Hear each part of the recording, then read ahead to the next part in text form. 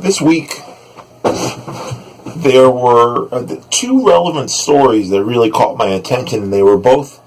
related to some of the cases that played a role early on in the Black Lives Matters movement. One of those cases was the Ferguson shooting of Michael Brown,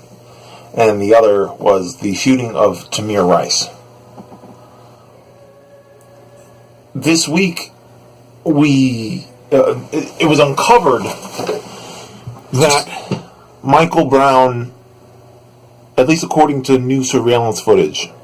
that had not been released to the public by the Ferguson Police Department, it appears that Michael Brown did not commit the supposed strong arm robbery that Darren Wilson, the officer that shot the unarmed young man, claimed. Now,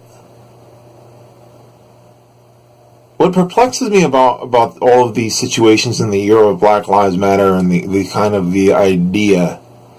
that you can still create your own facts on the right wing of the spectrum in terms of, I've been around for a while, and unjustified police shootings in the inner city, myself having grown up in the Bronx, having been a kid born in the 1980s, it's not new to us. I was alive and in proximity for the Amadou Diallo shooting, what took place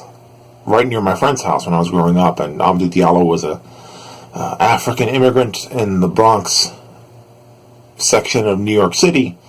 a working class immigrant who was shot down wrongfully by the police while taking out his wallet to verify his identity. And I remember when I was a kid thinking, I must have been 13 years old, thinking that if only we had photos or video to challenge the policeman's narrative on the shooting and illuminate what actually happened, because in the 90s, camera phones and surveillance videos had not quite come as far as they have today. They're not, post 9/11 surveillance in the United States has really, really, really made it virtually impossible for anything to go down without some kind of a video camera catching some portion of what happened or events leading up to an event. To events leading up to one of these police shootings. So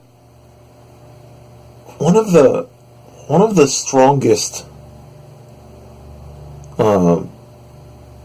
elements of the Black Lives Matter movement is that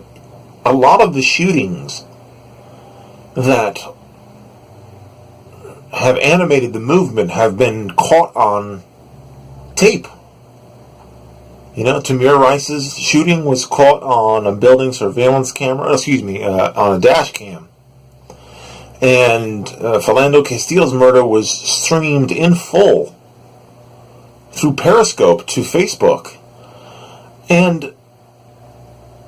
I guess I'm shocked by the cynicism that a videotaped murder doesn't get credence.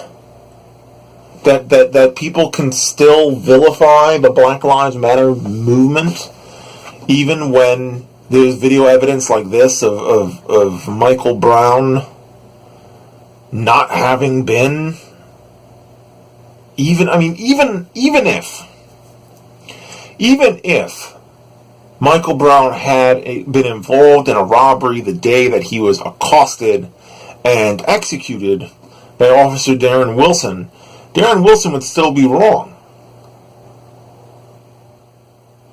You see, because police officers are not executioners, or at least in theory they're not supposed to be.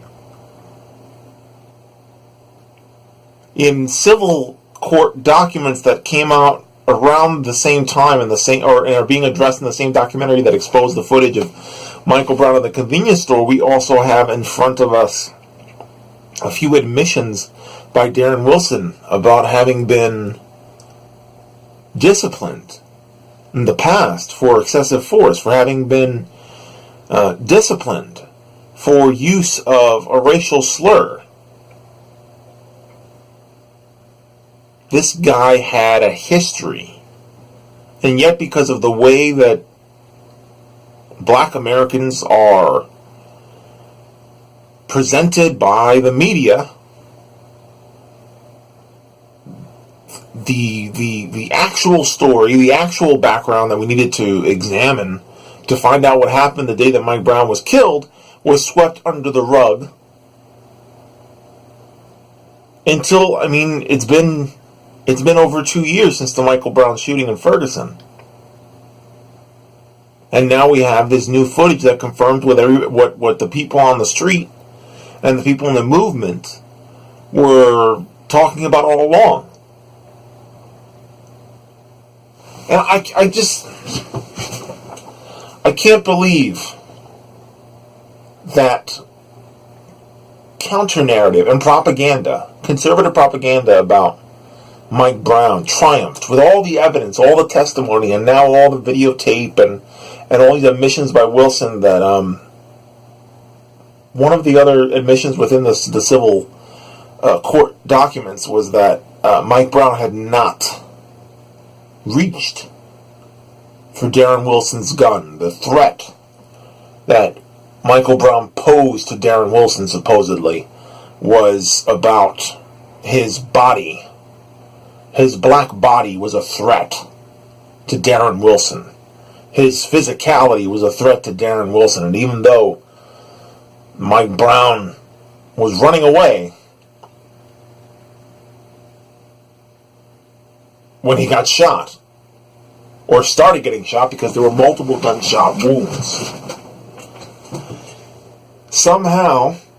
this unarmed man was a threat just because of what he was physically capable of, because of who Darren Wilson assumed he was. A promising young man is gone because of ideas, because of stories about who black people are, because of stories about black criminality. The JonTron thing has been blowing up. The YouTuber JonTron, one of the big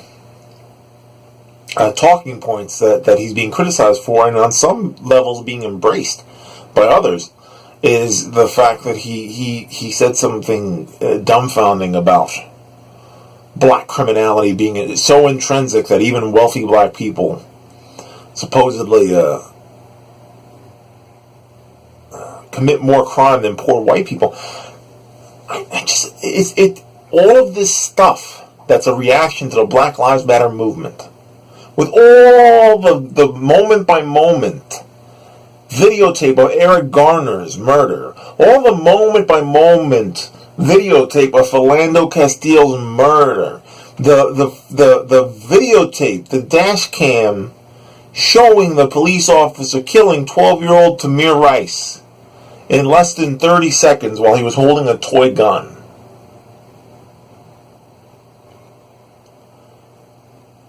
Makes it difficult for me to put any faith in a triumph of the truth in the United States of America. If you can present someone with a full recorded account of a murder, and in Darren Wilson's case, admissions about the extent to which he was acting in self-defense, the extent to which he had a bone to pick with black civilians, the extent to which Mike Brown was a threat, I just don't know. I just can't imagine how any progress is going to get made in America when we can't agree that what we see with our eyes is the truth.